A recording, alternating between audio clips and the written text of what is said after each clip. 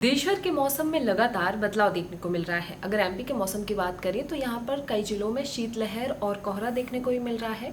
इसके अलावा temperature variation को भी देखा जा रहा है। प्रदेश भर की अगर बात की जाए, बिल्कुल सुबह देखा जाए तो शीतलहर चल रही है, रात के समय भी यही मौसम है, लेकिन दिन के समय टेम्परेचर अचानक बढ़ जा रहा है। इन सभी सवालों को लेकर हमारे साथ मौजूद है सीनियर साइंटिस्ट वेद प्रकाश जी।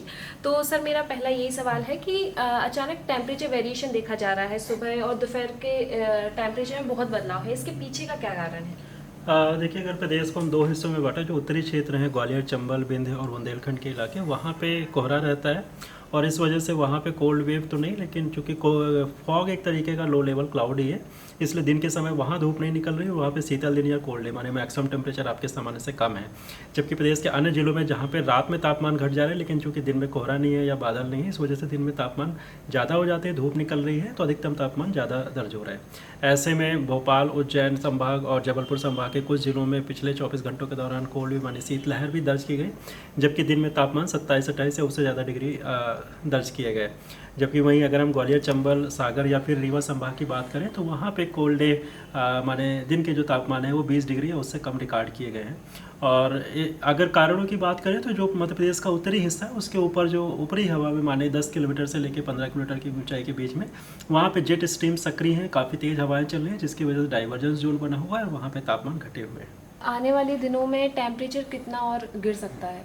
अभी 10 जनवरी से एक नया पश्चिमी विक्षोभ सक्रिय हो रहा है, उसके कारण फिर से प्रदेश में एक बार उत्तर पश्चिमी हवाएं, जबकि जबलपुर और शहडोल संभाग में पूर्वी हवाएं सक्रिय रहेंगी। इसलिए तापमान एक दिन माने परसों से फिर से एक बार तापमान में थोड़ा बढ़ोतरी दर्ज की जाएगी।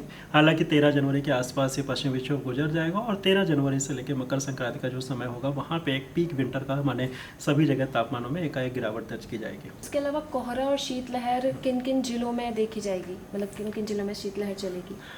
चंबल संभाग के ज़िले हैं, ग्वालियर, दतिया ज़िले हैं, जबकि निवाड़ी, छतरपुर, पन्ना, सतना, रीवा, मऊगंज, इनमें मध्यम से घना कोहरा देखा जा सकता है। वहीं पे जो ग्वालियर संभाग के अन्य ज़िले हैं या फिर उज्जैन संभाग के राजस्थान से लगे हुए ज़िले हैं या फिर सागर और शहडोल संभाग के ज़िले, वहाँ पे मध्यम, हल्के से मध्यम कोहरा यानी 500 मीटर के आसपास विजिबिलिटी रह सकती है।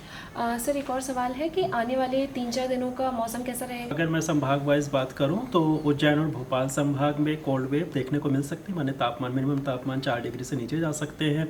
जबकि जबलपुर, रीवा, शहडोल, ग्वालियर, चंबल संभागों में शीतल दिन यानी अधिकतम तापमान 20 डिग्री या उससे नीचे जा सकते हैं। जबकि इंदौर और नर्मदापुरम संभाग में जो न्यूनतम तापमान और खासकर अधिकतम तापमान दोनों ही सामान्य से 1-2 डिग्री कम रहेंगे, लेकिन वहाँ पे कोल्ड वेव या कोल्ड डे के चांसेस नहीं है। फरवरी, मतलब अभी जैसे कि आपने बोला कि अब ठंडक और बढ़ती जाएगी, तो फरवरी का मौसम कैसा रहेगा? जनवरी से और ज़्यादा ठंडा रहेगा? देखिए, अगर हम एब्सोल्यूट वे में देखें तो फरवरी के जो नॉर्मल टेम्परेचर से सामान्य तापमान वो जनवरी से ज़्यादा होते हैं, तो उस हिसाब से आपको जनवरी जितना ठंडा तो नहीं रहेगा।